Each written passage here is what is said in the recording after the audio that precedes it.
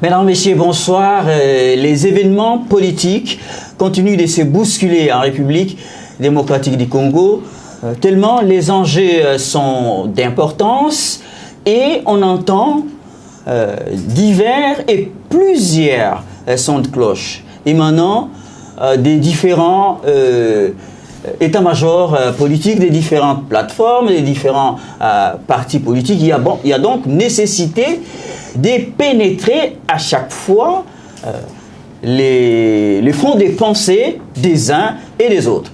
Alors, ce soir, dans cette édition des Nouvelles Donnes, j'ai le plaisir de vous présenter pour la première fois Lamouka, avec tout ce qui s'est dit, avec tout ce qu'on entend de Lamouka dans son cheminement politique en République démocratique du Congo par rapport justement à tous les enjeux politiques. Et j'ai l'avantage d'avoir un plateau des Nouvelles Donnes ce soir, un acteur politique qui justement vient parler valablement au nom de Lamouka, puisqu'il n'est pas n'importe lequel, c'est le porte-parole de Lamouka. On va dire, j'ai envie, mais j'hésite de dire Lamouka, Martin Fayoulou. Il va me corriger tout à l'heure si besoin en est. Monsieur Steve Kivuata, c'est son nom. Merci d'avoir accepté l'invitation des Nouvelles Donnes. Comment allez-vous? Oui, plutôt bien. C'est moi qui vous remercie effectivement d'avoir bien voulu m'inviter pour qu'on discute sur la République et pour que je puisse donner le point de vue de la coalition Lamouka, qui est une coalition sur laquelle le peuple est en train effectivement de fonder son espoir pour défendre les valeurs républicaines et surtout les valeurs de l'état de droit. Alors, M. Steve Kivuata, les verdicts étaient tombés il y a déjà 6 mois. Votre leader, Martin Fayoulou, était proclamé après, le premier. On parlait de lui comme candidat malheureux à la présidentielle de 2018, fin 2018. Et pour vous, Lamouka, autour de lui, hein, la lutte continue pour le rétablissement de la vérité des urnes. C'est bien cela? Bien sûr, c'est bien cela. Sans relâche. Sans relâche, tout simplement parce que aujourd'hui, nous nous posons la question entre un état de droit, qui est un état où tout le monde est soumis à la loi, où tout le monde est censé respecter la loi, et l'état des inconscients, où la Constitution et les lois de la République ne représentent rien pour les institutions et les citoyens congolais, quel choix faire? Parce que finalement, on se rend compte que toutes les institutions liées au processus électoral ne faisaient qu'obéir à un seul camp politique, le camp de l'ancien président Joseph Kabila.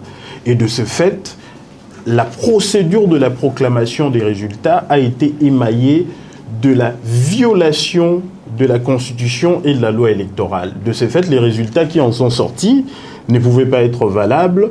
Et par conséquent, encore une fois de plus, les institutions qui ont bénéficié de ces résultats ont été jugées illégitimes et jusqu'à aujourd'hui, nous les jugeons illégitimes. Et de ce fait, Martin Fayoulou, c'est lui qui, à travers le centre de compilation de la coalition Lamouka, corroboré par ce que l'Église catholique a pu faire et d'autres associations de la société civile, on a pu se rendre compte que c'était lui le premier. D'ailleurs, le peuple ne nous dit pas le contraire. Et cette lutte que vous menez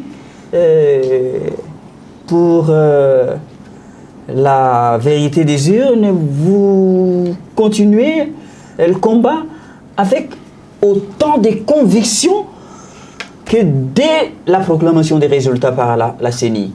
Effectivement, parce que Vous avez la même conviction. Effectivement, parce que c'est vous que la Mouka avait gagné les élections présidentielles. Effectivement. D'ailleurs, aujourd'hui, on a un peu plus d'éléments qu'avant.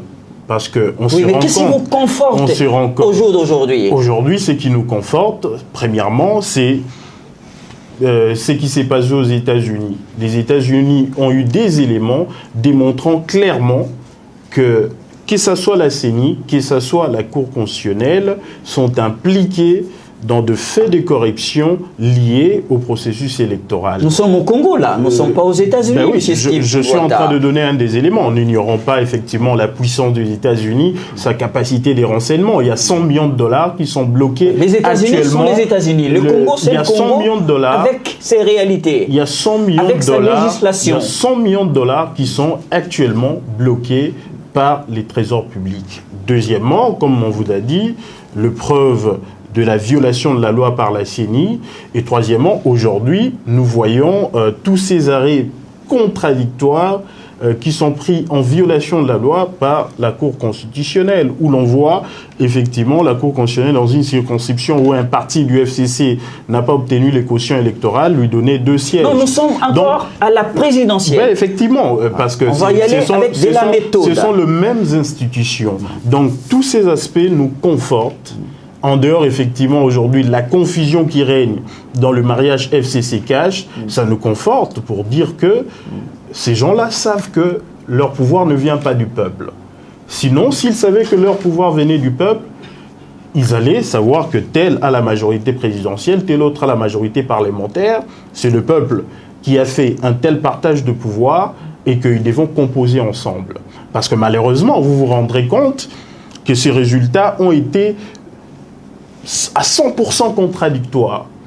C'est-à-dire? Le peuple qui voulait les changements, qui avait vomi les FCC, qui était l'image de la continuité de la souffrance du peuple congolais, a, selon les résultats de la CENI, donné 7 millions à Félix Tshisekedi, qui venait de l'opposition. Je donne cette hypothèse de la CENI. 7 millions à Félix Tshisekedi, 6 millions à Martin Fayoulou, ça représentait 13 millions, 70% de l'électorat.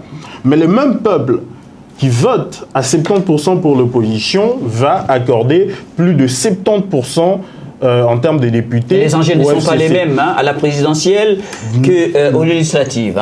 Je sais que vous êtes un journaliste cultivé. Provincial. Je sais que vous êtes un journaliste cultivé. Merci, vous avez quand même le sens du terrain. Nous qui étions sur terrain, savions clairement que quand vous allez dans un coin qui voulait comme président Félix Tshisekedi, eh bien, dans ce coin, pour être candidat, pour être admis comme candidat député, pour qu'on vote pour vous, on doit voir la photo de Félix Tshisekedi.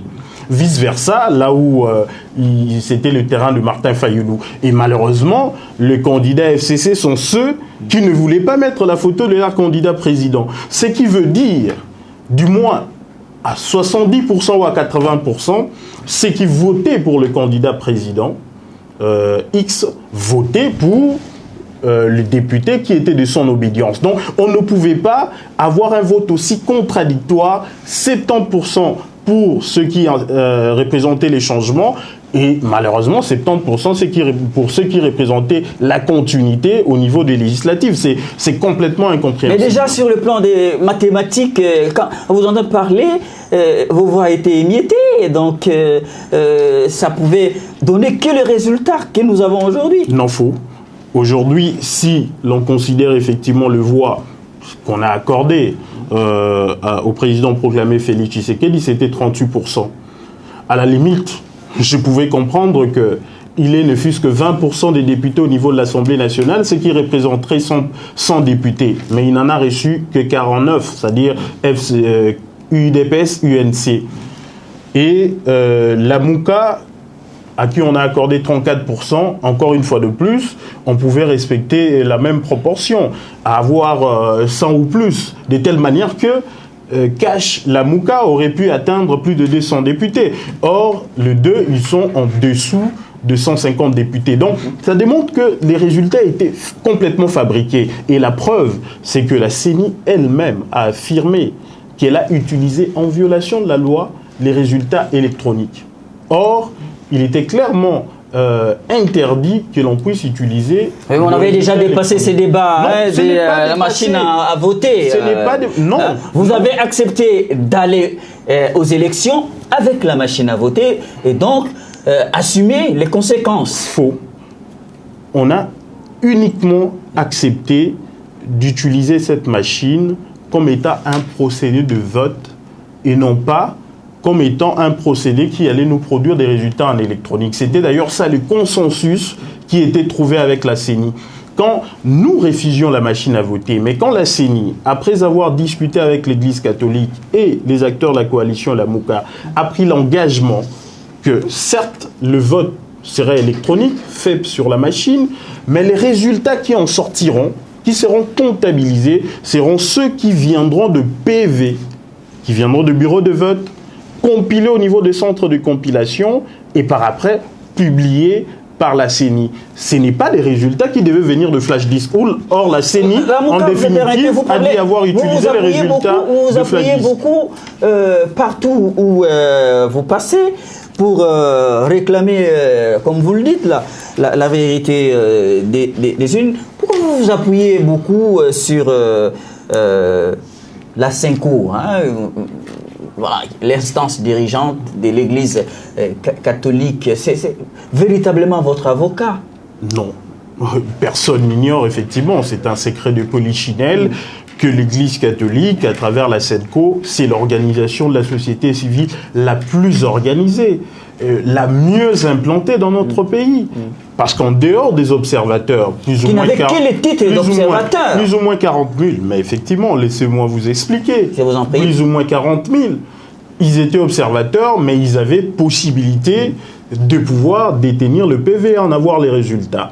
Mais en dehors de ça, les gens doivent savoir que la CENI était appelée, juste après qu'on ait fini les dépouillements, d'afficher le PV sur le mur au niveau de différents bureaux de vote. Donc les observateurs, effectivement, plus que le témoin, avaient la possibilité et d'avoir les résultats de PV au niveau de bureaux de vote, mais aussi, là où il n'était pas au sein de bureaux, d'avoir le résultat affiché devant le bureau de vote. Donc l'Église catholique étant mieux implantée, l'Église catholique étant celle... pas la CENI, l'Église catholique étant celle...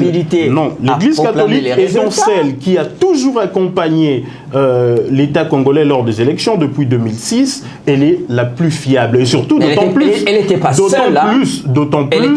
D'autant plus que les résultats de l'Église catholique ont été comparés avec ceux du cash, qui ont été confirmés que c'était les mêmes, le cash n'ayant que peu de PV, et confirmés avec ceux provenant du centre de compilation de la coalition, la MOUCA. Et de ce fait, effectivement, les gens doivent savoir qu'à chaque fois, on ne doit pas se dire « seule la CENI est habilitée ». Non, la CENI est obligée d'assurer la transparence. Et la transparence est entre autres assise sur la participation de la société civile. Elle n'a pas été transparente à vos yeux. La CENI n'a pas été transparente. Parce que comme je vous l'ai dit, peut-être que vous direz que c'est un débat dépassé, mais ça va toujours nous rattraper. N'admettons jamais de construire dans le faux. La CENI n'a pas fait travailler les centres de compilation. Parce qu'après le bureau de vote qui était à plus de 70 000, il fallait compiler les résultats, les agréger au niveau des centres de compilation des résultats, qui n'étaient qu'à 175, 175. Ce qui veut dire que si les centres de compilation de résultats avaient travaillé, il y aurait eu moins de contestations qu'aujourd'hui. Parce que ce soit les députés, que ce soit les candidats présidents, surtout les candidats présidents, avec 175 PV, vous savez voir si vous avez réellement réussi ou pas. Or, la CENI a sauté de cette étape et elle est allée directement proclamer les résultats provenant de flash disk, compilés sans la présence de témoins. Ça, c'est vous qui le dites. Hein? Non, c'est pas moi qui l'ai dit. C'est pas moi qui l'ai dit. Bon, la décision publiant... on va évoluer, mais la décision publiant les résultats de la présidentielle a clairement dit ils ont recouru au flash disk. Mais quand est-ce qu'ils ont agrégé ces résultats provenant de flash disk? Est-ce que les témoins étaient là? Pourtant, l'article 37 de la loi électorale exigeait la présence de témoins. Donc la CENI n'a émis aucune transparence. C'est un travail complètement bâclé, un chaos électoral. Voilà. Et ça nous conduit aujourd'hui aux contestations électorales où l'on considère le président actuel comme étant illégitime, ainsi que l'Assemblée nationale. Bon, à ce stade de votre contestation des résultats proclamés par la CENI et confirmés par la Cour constitutionnelle, vous voulez quoi? Que ça se passe comment 6 mois après? Ça se passe dans le sens de savoir que un hold-up électoral ne peut rien produire. Quel est le centre de votre combat? Ne peut rien produire de bon. Le cœur de votre bataille 6 mois après?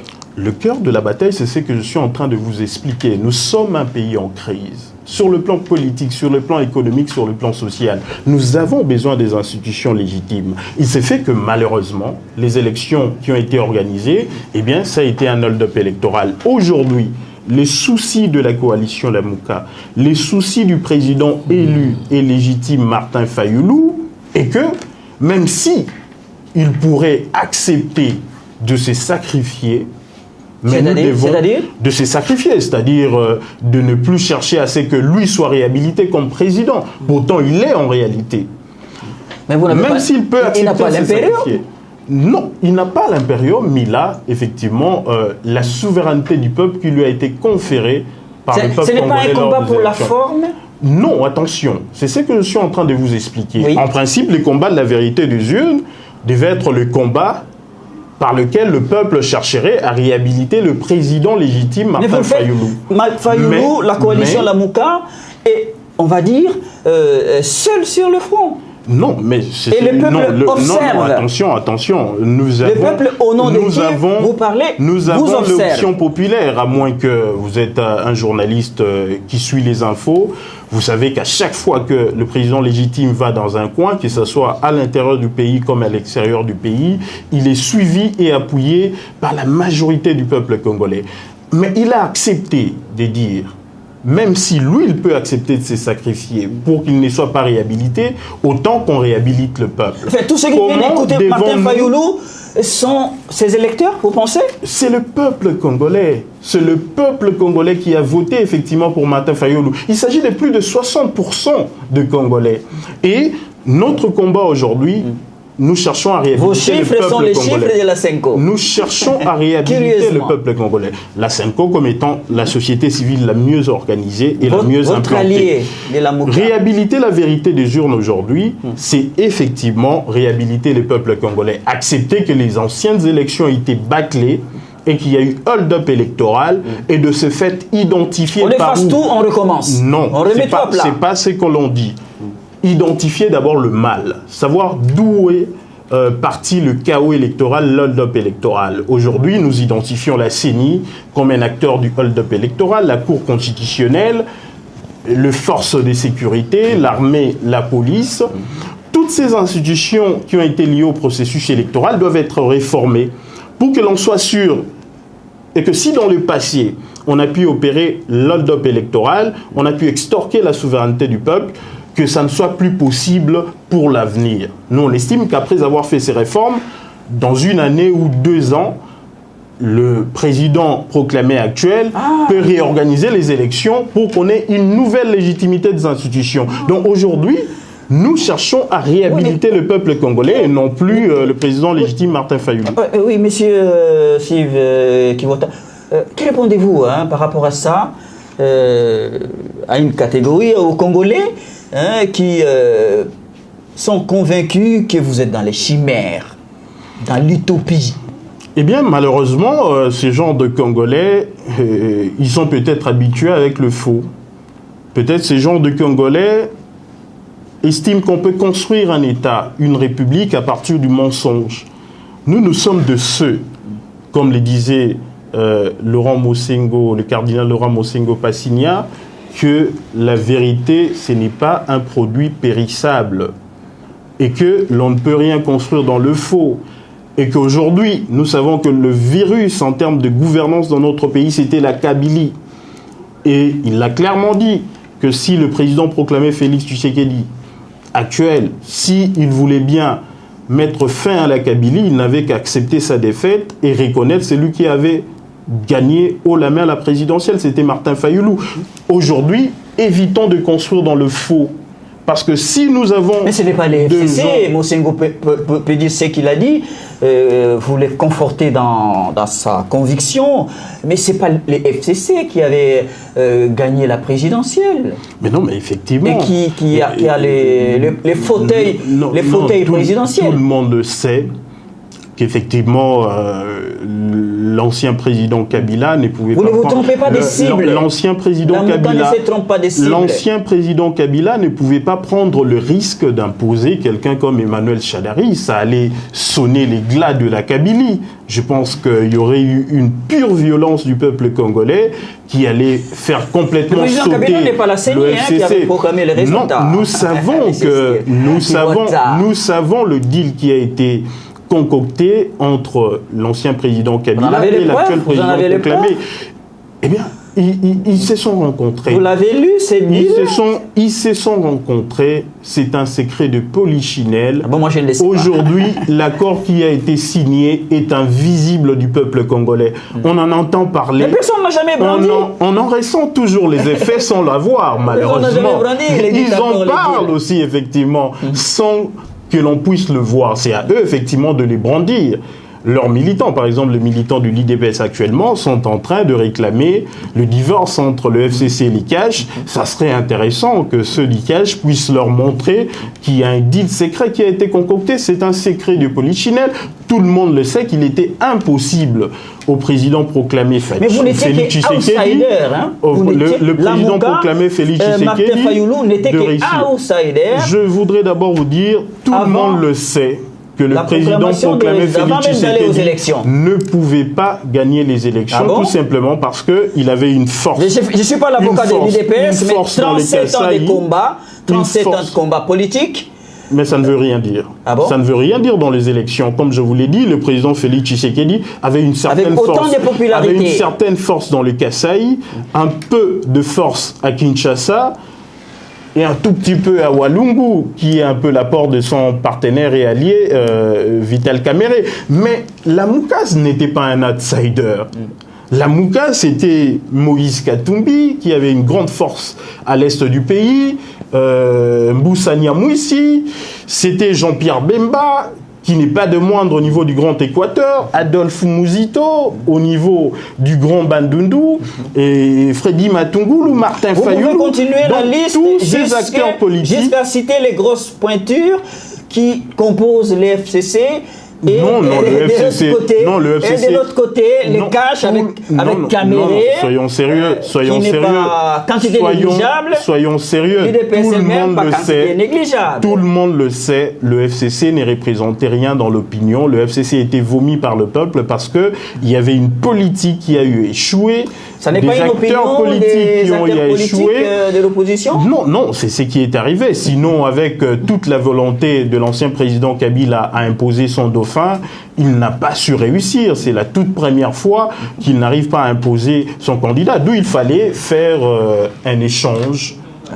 Un échange de compétences. On a donné la présidence à quelqu'un qui pouvait maîtriser son régime au niveau du Kinshasa, Félix Tshisekedi, et eux, ils ont pris l'essentiel des institutions. Dans les rangs de l'UDPS, on ne vous institutions. attend pas de cette oreille, monsieur Steve Kigwata.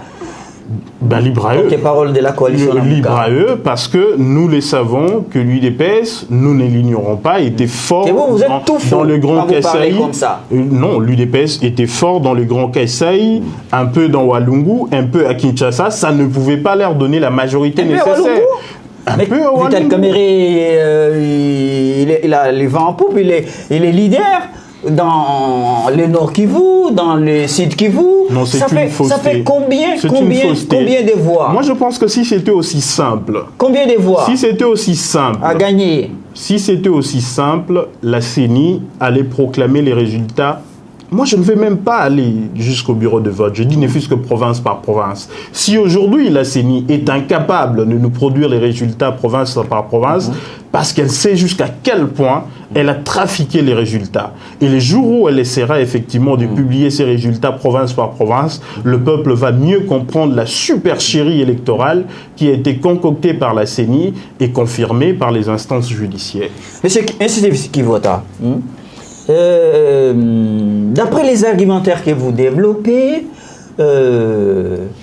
donc le centre de votre combat, 6 mois après, ce n'est plus non pas de reprendre, comme on dit, les récomptages des voix, ce n'est plus non plus de récupérer les fauteuils présidentiels. Si je vous ai bien compris. Non.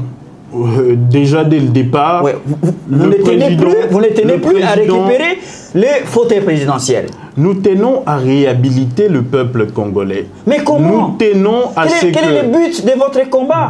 L'objectif, c'est quoi? C'est ce que je suis en train de quand vous parlez de la vérité des urnes. Oui. Oui. Ma foi. Effectivement, c'est de réhabiliter le peuple congolais. La vérité des urnes, ça serait d'abord de reconnaître. Un petit peu abstrait. Que l'on puisse reconnaître. Non, effectivement, je voudrais. Dans les concrets. Je voudrais effectivement vous expliquer concrètement. Récupérer les fauteuils présidentiels. À l'issue, dans ces combats qui vous mènera si vous êtes avec à la vérité des urnes. Si vous êtes avec le peuple, vous n'avez pas peur qu'on puisse reprendre les élections parce que vous savez que c'est le même peuple qui va vous donner les pouvoirs. Ce n'est pas un combat perdu. C'est un combat pour l'instauration de la véritable démocratie dans notre pays et éviter le hold-up électoral et le vol ou l'extorsion de la souveraineté du peuple. Aujourd'hui, le président Martin Fayulu dit qu'il peut accepter de se sacrifier, accepter effectivement que l'on puisse faire de réformes des différentes institutions liées aux questions électorales, à la question électorale, parce que c'est ce qu'il dit effectivement, des réformes profondes, CENI, Cour constitutionnelle, le force de sécurité, afin que lorsque ces réformes seront finies, nous allons aux élections et au vrai, où c'est le peuple qui choisit et non la CENI, et moins encore la Kabylie. Parce qu'on sait qu'au finish, lorsque le peuple aura choisi... Avec la configuration actuelle des institutions établies... Nous aurons à faire de réformes. Là où nous estimons... Vous répondez directement à la question. Avec la configuration actuelle des institutions établies, il faudra... ici, désire le 30 décembre 2018. Nous savons que non.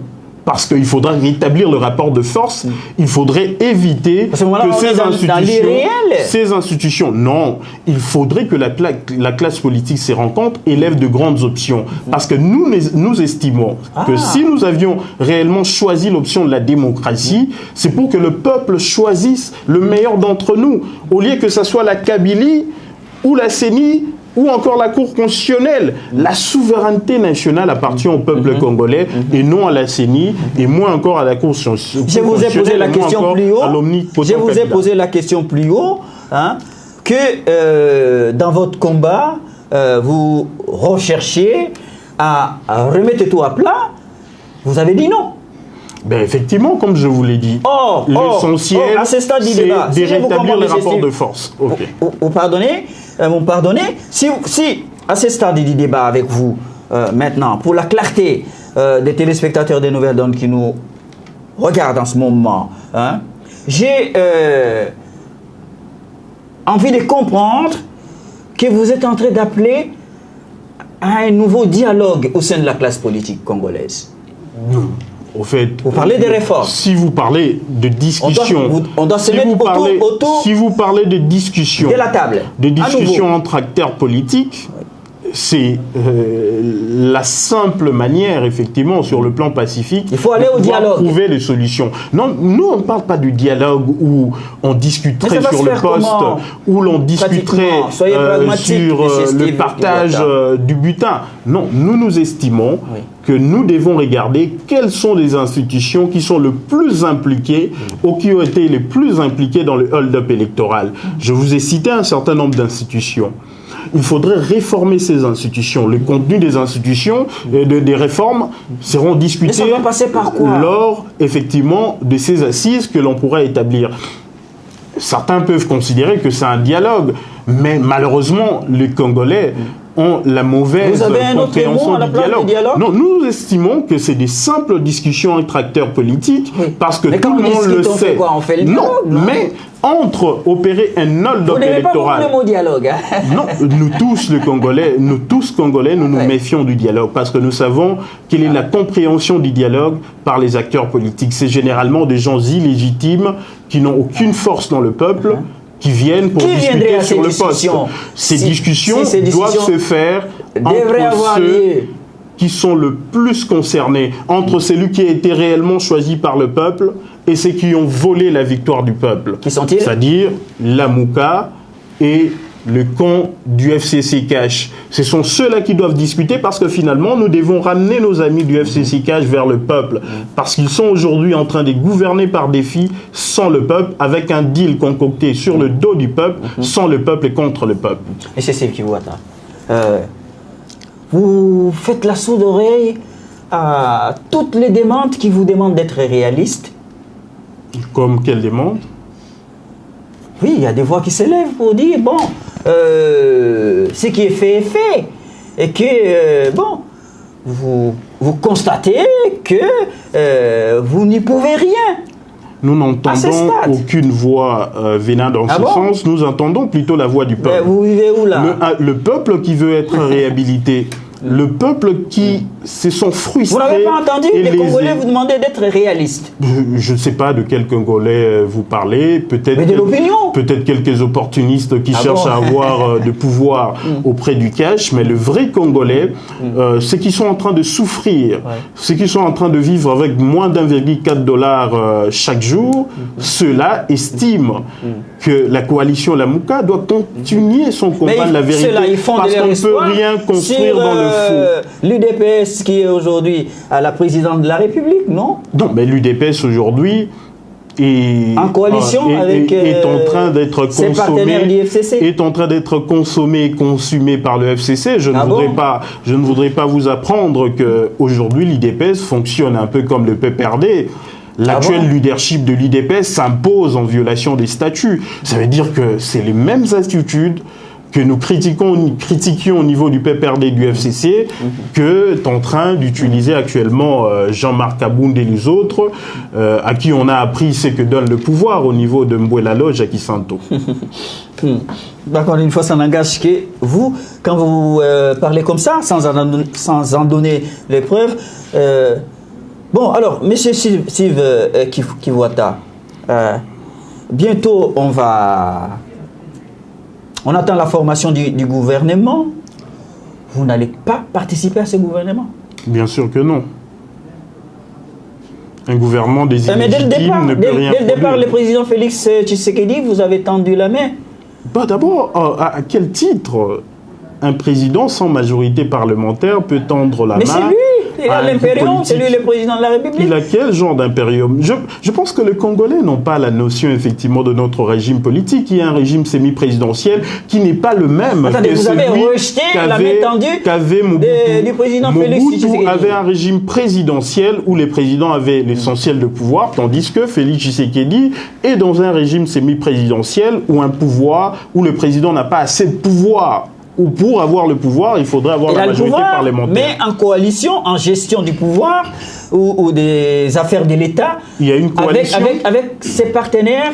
Est-ce qu'il y a une coalition? Qu'est-ce qu'on appelle coalition en droit ou vous doutez de l'existence de la coalition? Non, ce n'est pas une coalition, c'est une cohabitation, mais entre deux partenaires qui voudraient partager de postes, parce que en droit... Vous avez votre entendement? Non, la coalition, c'est un entendement universel. Aujourd'hui, pour faire une coalition, dans la pratique, vous êtes supposé mettre en commun vos forces politiques. Vos forces politiques ne doivent pas se regarder en chien de faïence. Je ne voudrais pas vous apprendre qu'aujourd'hui, vous faites allusion à des événements d'il y a quelques heures et ils disent que c'est des incidents de parcours. Même dans un ménage, il arrive que le mari et l'épouse, effectivement. Mais ce scène de ménage démontre que ces mariages a été fait sans la bénédiction du peuple. Les couples continuent. Sans la bénédiction du peuple, c'est de telle manière qu'effectivement, ils ne sont pas ensemble, sur le plan de force politique. Deuxièmement, une coalition suppose... Et ils affirment haut et fort qu'ils sont toujours ensemble. Ben non, ils vont cheminer ensemble sans être ensemble. Le seul point commun qu'ils ont entre eux, c'est leur capacité de violer la souveraineté du peuple, de violer la Constitution et de se partager le poste. Mais une coalition suppose encore une fois de plus la mise en commun de députés.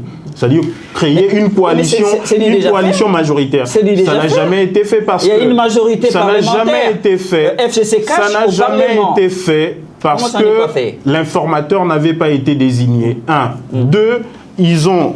fait un communiqué. Au moment où nous faisons cette émission, ils ont fait un communiqué. Ce n'est pas cela une coalition majoritaire. Il y a une majorité parlementaire au Parlement. Ils sont en train de cohabiter comme étant ceux qui sont au pouvoir. Une coalition majoritaire a un sens. C'est identifié par un informateur. Je parle de majorité Mais je vous parlementaire. apprends encore une fois de plus qu'il y a un communiqué conjoint. Je sais que vous êtes très informés. Il y a eu un communiqué conjoint FCC Cash. Et dans ce communiqué conjoint, on a dit que la majorité parlementaire appartenait au FCC. Or, dans une coalition, la majorité parlementaire appartient au décan. Non, les choses ont évolué. Les choses ne pouvaient pas évoluer parce qu'il y a un communiqué conjoint. On n'a pas vu un acte contraire. Les choses n'évoluent pas ex nihilo. De la bouche des acteurs de la coalition. Les choses n'évoluent pas par rapport à la bouche. Il faut que ce soit des écrits. On les entend dire qu'il y a, au jour d'aujourd'hui, la majorité parlementaire FCC Cash au Parlement. Monsieur Simplice, je vous apprends qu'en matière de droit, qu'en matière de république, ce sont les écrits qui valent.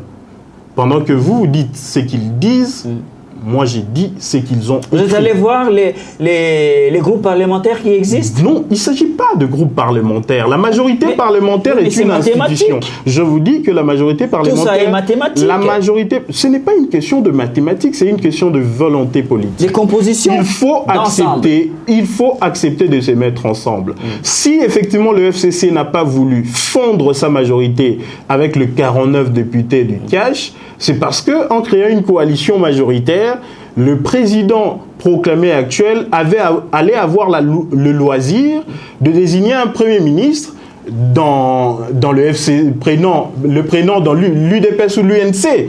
Mais le FCC a voulu que la majorité soit uniquement du FCC pour que le Premier ministre ne vienne que du FCC. Donc ils n'ont jamais mis en commun leurs députés et c'était stratégique pour le FCC. Et troisièmement, pour qu'on dise que vous êtes une coalition majoritaire, vous devez avoir une vision commune, un programme commun. Vous devez avoir des réformes communes à faire. Il vient d'affirmer, M. Steve, j'étais dans un débat avec M. François Mamba. Désormais un programme commun de gouvernement. Faux, comme j'ai dit à M. François Mamba. Qu'ils vont présenter bientôt après la formation du gouvernement devant l'Assemblée nationale. C'est M. François Mamba qui a voulu l'inventer lors du débat qu'on a eu avec lui sur RFI. Inventé, vous dites? Il l'a inventé. Pourquoi je dis inventé? Parce que premièrement, si ces programmes existaient, ça devait... Mais à ce niveau de responsabilité, on ne vient pas raconter sa vie devant le public. Laissez-moi effectivement vous expliquer quelque chose. Oui.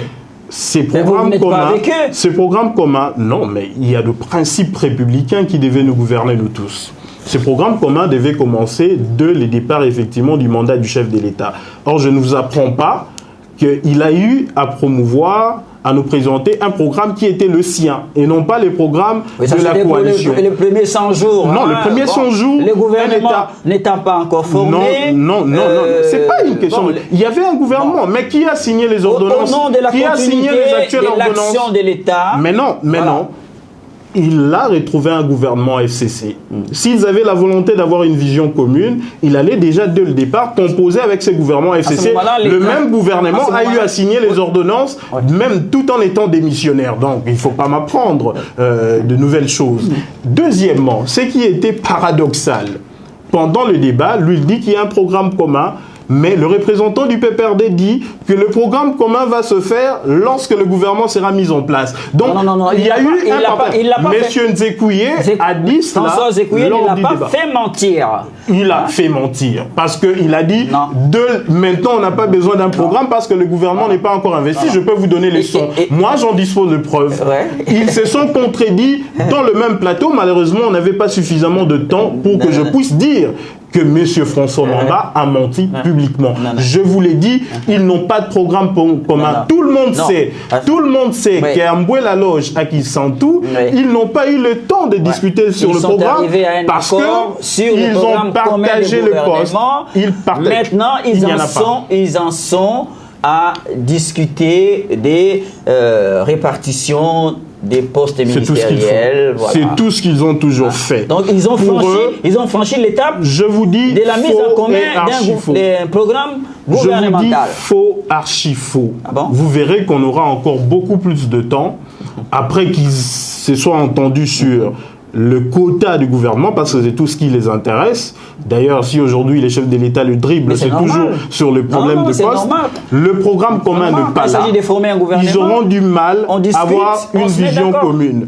Ils vont peut-être concocter un petit programme de pacotille, mais nous verrons effectivement qu'il y aura plusieurs incidents de parcours. Donc ce n'est pas une véritable coalition dans le vrai sens du terme, c'est une coalition ou une cohabitation survenant après un hold-up électoral. Vous voyez tout ça de l'extérieur, hein, M. Steve Kivuata, la Mouka. Nous sommes plutôt bien informés et de toutes les façons, il y a un principe. Le pouvoir vient du peuple, mais quand vous extorquez ces pouvoirs, eh bien, pas de bonnes choses viendront effectivement. Vous êtes positionné en même temps en espion des tractations, des discussions au sein de la coalition. Quand vous êtes dans le camp de la vérité, on vous a demandé à vous d'intégrer les affaires, gérer les affaires en commun avec eux. Vous venez de l'affirmer qu'il n'en est pas question. Il n'en est pas question. Parce que tout simplement, le hold-up électoral qui a été fait a malheureusement conforté la Kabylie. Parce qu'aujourd'hui, qu'on le veuille ou non, c'est la Kabylie qui a le pouvoir essentiel. Un président sans majorité au Parlement n'a pas de pouvoir réel. Nous ne pouvions pas, de ce fait, accepter d'être gouverné, d'être piloté par le FCC qui représente le mal congolais. Qui représente la continuité de la souffrance du peuple Steve congolais. Kivuata, la Mouka aurait accepté d'y entrer, de participer. La Mouka ne pèserait pas de tout son poids, comme vous estimez, le grand poids, pour orienter les choses autrement? Nous devons savoir comment les institutions fonctionnent. Aujourd'hui, la Mouka, c'est une centaine de députés nationaux. Cache ses 49 députés, ensemble nous ne représentons que 149. C'est pas rien. Le FCC, c'est plus de 350 députés.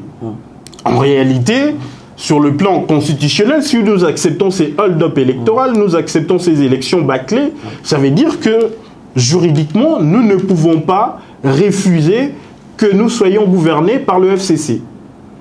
Or, nous disons effectivement que la vision du FCC, qui est celle de la continuité de la souffrance du peuple congolais, qui est celle effectivement de programmes qu'on ne sait pas respecter, de programmes qu'on ne sait pas respecter. Les discours de la vous vous souviendrez qu'à chaque fois, le FCC est matérialisé. Vous êtes encore en campagne ou non, le FCC est matérialisé par des slogans, par des réformes qu'ils ne savent pas respecter. Entrer dans les institutions pilotées et contrôlées par le FCC, c'est faire la politique de la Kabylie. C'est ce que nous avons refusé. Et vous allez vous rendre compte qu'effectivement, il n'y aura pas de changement parce que le président actuel va se rendre compte que la politique du FCC qui va continuer. Non, nous sommes réalistes. Vous voyez tout en noir. Nous sommes réalistes. Sans vous, rien ne peut marcher dans ce pays. Non, aujourd'hui, la Mouka... Sans la Mouka, rien ne peut marcher. Sans le peuple congolais, rien ne peut marcher. Il n'y a pas d'espoir pour les Congolais. Sans le peuple congolais, rien ne peut marcher. Trop ambitieux, monsieur. Parce que la coalition La Mouka représente la majorité du peuple congolais. Nous ne pouvons pas... Mais il y a des intelligences dans la coalition. Nous ne pouvons pas apporter des nouvelles espérances. Mais il y a des intelligences. Mais il y a aussi les intelligences dans le FCC. Nous ne sommes pas des petits-enfants. Je ne voudrais pas utiliser le terme pantin. Je voudrais être élégant pour dire nous avons un président, un président qui règne sans gouverner. Les propos désobligeants sont bannis. Il va régner sans gouverner. Parce qu'aujourd'hui, un président de la République sans une majorité parlementaire au niveau du Parlement, il ne gouverne pas. Le chef de l'État, s'il est symbole de l'unité nationale. Sur le plan diplomatique, c'est lui qu'on voit sillonner les principales capitales du monde et d'Afrique. Ça ne veut dire pas grand-chose. Ça ne veut pas dire grand-chose. Mais on entend la voix du Congo à travers sa bouche. Mais je vous l'ai dit. C'est important. Il faut que les gens apprennent. C'est lui, à l'intérieur, au moment où on fait bouger les lignes, qui nomme les acteurs pour diriger les nouvelles institutions. Vous parlez de quels acteurs? Premièrement, sur le plan diplomatique, il faut savoir que le chef de l'État, effectivement... Il a nommé dans l'armée, il a nommé dans la police, il a nommé dans certaines entreprises publiques. C'est quand même une émission... S'il n'avait pas l'impérium, s'il ne dirigeait pas le pays, il n'avait pas le pouvoir entre les deux mains, il n'allait pas le faire. C'est pas Kabila, Kabila qui fait ça. Non, c'est une émission quand même présentée par un journaliste qui est expérimenté. Je pense que vous devez quand même avoir les éléments. À vous d'argumenter. Les éléments sur le fonctionnement de notre régime politique. Je raconte ma vie quand je parle, quand j'ai dit il a nommé.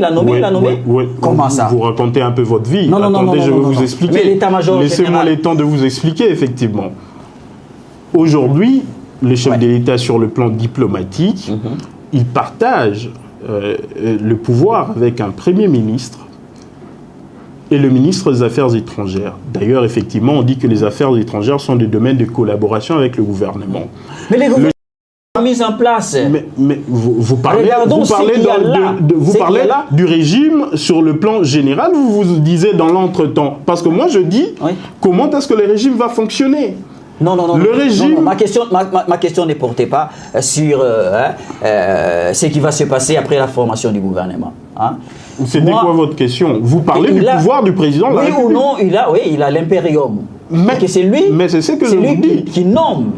J'ai cité les cas des nominations. C'est ce que je suis en train de vous expliquer. J'ai dit que c'est lui qui représente la République démocratique du Congo à l'étranger. C'est faux. Sur le plan diplomatique. Il n'est pas le seul. Comme je vous l'ai dit, c'est le gouvernement, à travers le Premier ministre et les Affaires étrangères. Le gouvernement est là. Quand est-ce que le gouvernement n'est pas là?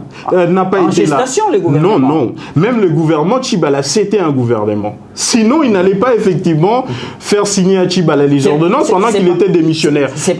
Laissez-moi, prenez-moi le temps, donnez-moi le temps de vous expliquer. Donc, sur le plan des affaires étrangères, il partage ses compétences. Si Bruno Tchibala avait de la personnalité, il allait lui demander à chaque fois de voyager avec lui. C'est le même cas.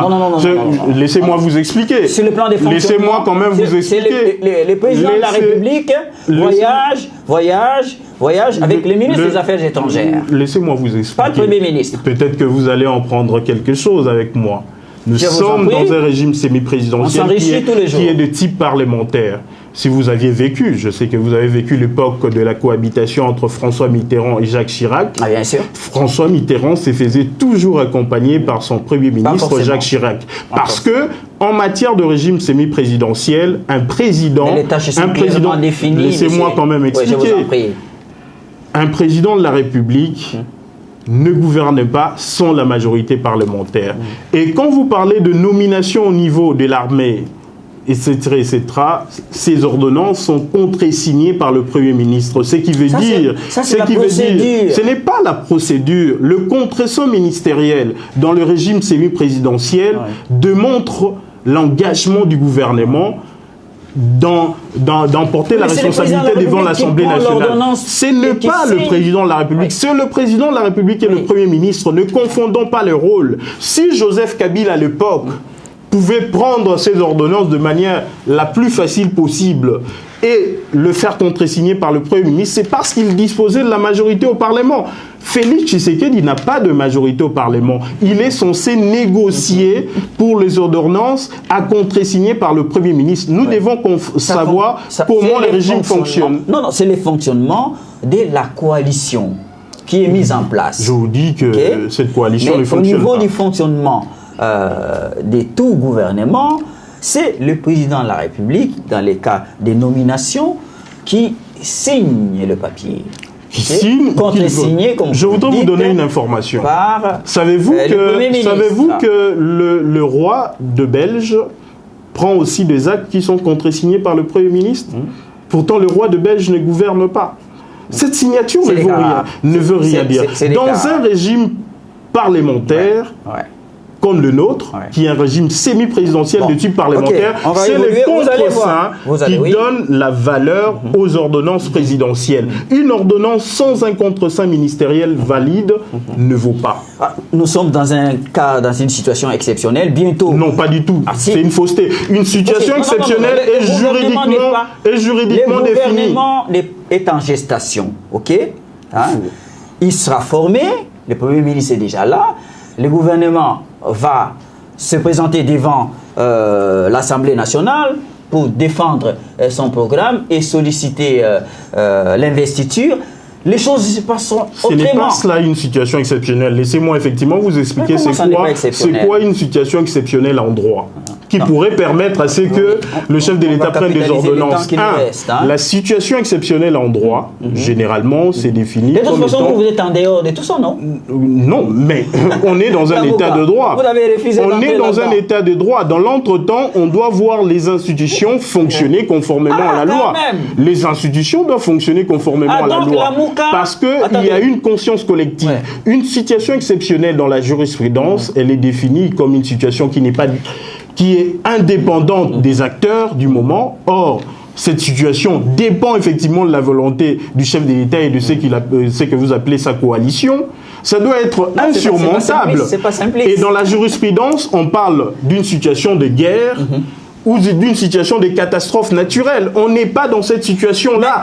Il y a eu un Premier ministre qui a été désigné, qui doit être investi. C'est une situation normale, elle n'est pas exceptionnelle. Et deuxièmement, dans la situation exceptionnelle, vous devez prendre une mesure exceptionnelle. Ce qui veut dire, vous devez être obligé de violer la loi pour faire fonctionner les institutions. Or, ce n'est pas le cas. Oui, mais lorsque toutes les institutions ici des urnes ne sont pas encore mises en place, c'est une situation normale. Il faut installer ces institutions. Vous devez attendre. Vous ne devez pas considérer cela comme étant une situation exceptionnelle. C'est une situation normale. Bon, alors, la question suivante, c'est celle-ci. Au jour d'aujourd'hui, puisque vous refusez d'entrer même dans les futurs gouvernements qui sera mis en place, vous vous positionnez comme chef de file de l'opposition? Non, parce qu'une vraie opposition est construite lorsqu'il y a une vraie majorité. Nous estimons que ceux qui ont actuellement le pouvoir n'ont pas obtenu la majorité, la confiance du peuple. Ils n'ont pas obtenu la confiance du peuple dans sa majorité. De telle manière que nous, dans notre temps, on ne peut pas faire l'opposition parce que le peuple va dire c'est à vous qu'on a donné la possibilité de gouverner. Comment est-ce que vous pouvez vous opposer à notre volonté? S'opposer aujourd'hui, ça voudrait dire s'opposer au peuple congolais. Nous nous battons pour que le peuple soit réhabilité dans ses droits. Et c'est en ces moments-là qu'on pourra définir notre positionnement politique. Les Congolais vous regardent et vous suivent attentivement. Ils vont juger. Quel est le sens que vous donnez encore parce que la question que j'allais vous poser, est-ce que vous ne menez pas votre combat en définitive pour rien? Bon, ça dépend. Ça va vous apporter quoi? Ça dépend. Vous dites que ce n'est pas pour récupérer le fauteuil présidentiel, ce n'est pas non plus pour le comptage des voix. Vous vous inscrivez dans le schéma d'un dialogue, même si les mots ne vous plaisent pas. Non, les recomptages aujourd'hui, c'est un moyen par lequel nous pouvons passer pour réhabiliter le peuple. Vous avez dit vous n'y êtes plus. Les recomptages, ce n'est pas l'objectif en soi. Notre objectif, c'est réhabiliter le peuple congolais et réorganiser les élections le plus rapidement possible. Non, mais concrètement, de la manière concrète. Les acteurs politiques doivent effectivement reconnaître qu'il y a eu hold-up électoral, c'est-à-dire les élections bâclées. Et de ce fait, nous faisons de réformes pour démontrer à travers un dialogue. À travers des discussions directes entre les acteurs politiques, et nous réorganisons les élections à travers lesquelles le peuple va choisir et non la CENI ou la Cour constitutionnelle et moins encore la Kabylie. C'est ça le schéma que nous voulons. Et nous estimons que c'est battre pour le peuple, ce n'est pas se battre pour rien. Si malheureusement, dans notre pays, les gens sont habitués à ne connaître que des opportunistes, que des prostituées politiques qui vont de gauche à droite, nous estimons que nous devons être constants, nous battre pour le peuple congolais parce que le peuple finit toujours par triompher. Alors, est-ce qu'il y a un lien avec l'annonce des manifs du genre, comme vous l'appelez vous-même, journée citoyenne? Les rencontres universitaires... Pour suivre les mêmes objectifs? Université populaire, rencontres citoyennes, oui, il y a toutes ces activités, ainsi que les activités comme le marche, la mobilisation citoyenne, vont dans le sens effectivement de montrer qu'il y a une majorité du peuple congolais qui aspire au changement et qui sait clairement que ces changements ne seront pas obtenus par la cohabitation actuelle FCC-CAJ, qui d'ailleurs se regarde en chien de faïence. Aujourd'hui, nous estimons que ces changements passent effectivement par des discussions entre acteurs politiques pour faire de réformes et réorganiser les élections. Donc les différentes manifestations annoncées d'après vous, vont sûrement contribuer à arracher un nouveau dialogue.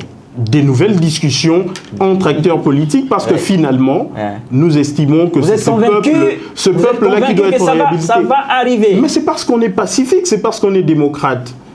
Nous, on ne veut pas faire recours aux armes.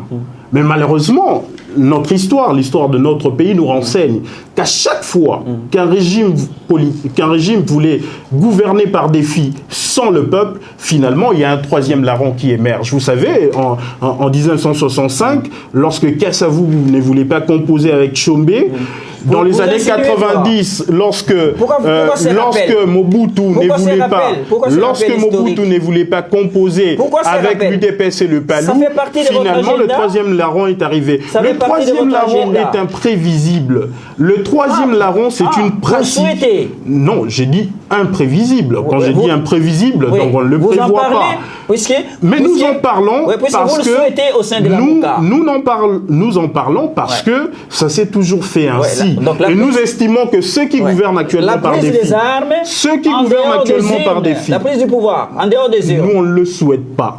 Parce qu'on est pacifique. Pourquoi? Nous, on ne le souhaite pas. Mais vous en parlez nous en parlons parce que c'est une pratique qui s'est faite dans notre pays et ça s'est fait à plusieurs reprises. Nous estimons qu'à chaque fois que les régimes... Nous estimons qu'à chaque fois que les régimes en place gouvernent par défi sans le peuple, après un hold-up électoral et qu'ils ne voudraient pas entendre le pouvoir, le force pacifique, il y a toujours une force militaire qui vient et qui est un troisième larron.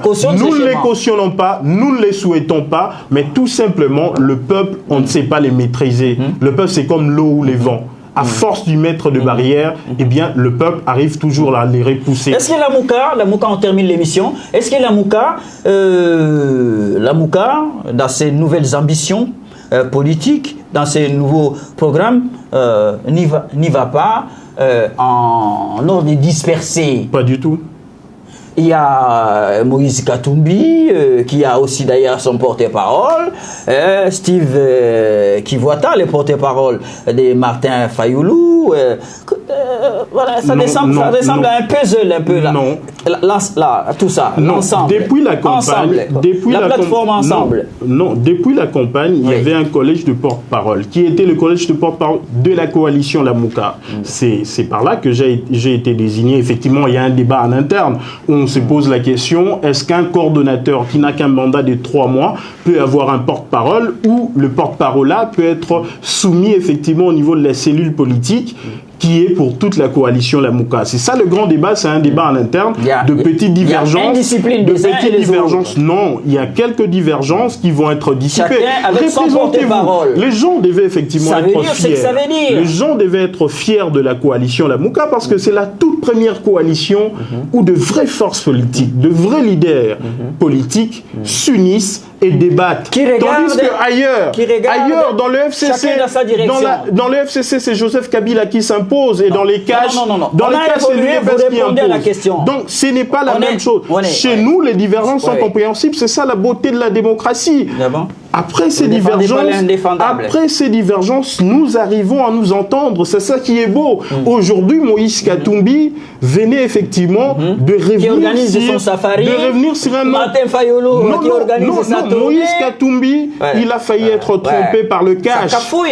Moïse Katumbi a failli être trompé par l'actuel président proclamé qui lui aurait rassuré qu'il avait l'essentiel du pouvoir. Mais finalement, il s'est rendu compte que c'est toujours Kabila qui dirige parce qu'on commence à lui interdire de circuler dans le pays. Avec Moïse Katumbi, mais ça n'a pas été fait. Ça a été bloqué par le pouvoir en place. Vous l'avez déjà programmé ensemble. Oui, il l'avait programmé, il devait le faire. Il devait le faire, mais pourquoi il ne l'a pas fait? Vous, la Mouka, Martin Fayulu, pendant ce temps, vous êtes en tournée.